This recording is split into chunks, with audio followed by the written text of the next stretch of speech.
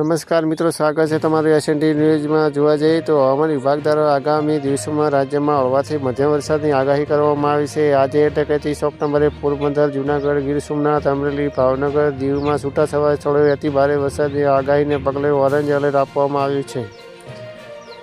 જ્યારે દ્વારકા, રાજકોટ, બોટાદ, આણંદ, વડોદરા, છોટાઉદેપુર, પંચમહાલ, દાહોદ, ભરૂચ, નર્મદા, સુરત, તાપી, નવસારી, ડાંગ, વલસાડ, દમણ અને દાદરાનગર હવેલીમાં છૂટાછવાયા સ્થળોએ ભારે વરસાદની આગાહી સાથે જોવા જઈએ તો યલો એલર્ટ આપ્યું છે। જી હા મિત્રો, એક મહત્વના સમાચાર છે।